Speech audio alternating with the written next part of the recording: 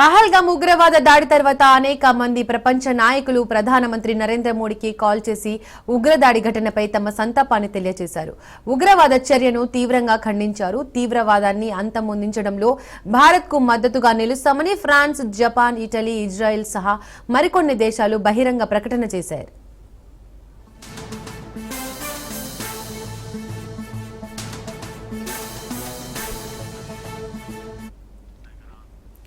France అధ్యక్షుడు Immanuel Macron కూడా మోడీకి కాల్ చేశారు. దాడిలో మరణించిన అమాయక ప్రాణాలకు వ్యక్తిగత సంతాపం తెలిపారు. భారత ప్రజలకు మాక్రాన్ మద్దతు తెలిపారు. ఉగ్రవాదంపై పోరాడటానికి మద్దతుగా నిలుస్తామన్నారు. ఈ రకమైన అనాగరిక చర్య పూర్తిగా ఆమోదయోగ్యం కాదన్నారు.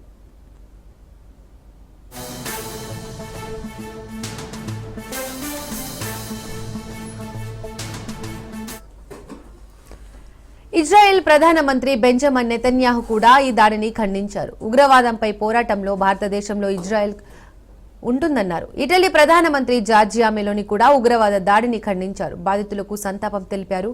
గాయపడిన వారు త్వరగా కోలుకోవాలని ఆకాంక్షించారు.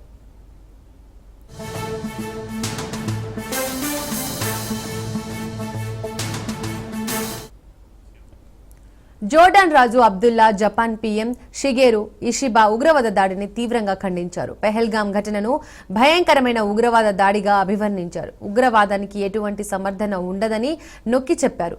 జపాన్ ఉగ్రవాదాన్ని తీవ్రంగా ఖండిస్తుందన్నారు. ఆ దేశ ప్రధానమంత్రి షిగేరు ఇషిబా ఉగ్రవాదాన్ని ఎట్టి పరిస్థితుల్లోనూ సమర్థించలేమన్నారు. తీవ్రవాదాన్ని అంతమొందించేందుకు జపాన్ అన్ని రకాలుగా మద్దతుగా ఉంటుందన్నారు. కాశ్మీర్లో జరిగిన ఉగ్రవాద దాడిలో పెద్ద సంఖ్యలో ప్రాణ నష్టం సంభవించడం పట్ల తీవ్ర దిగ్భ్రాంతి గురి చేసిందన్నారు. మృతుల కుటుంబాలకు హృదయపూర్వక సంతాపాన్ని తెలియజేస్తున్నామన్నారు.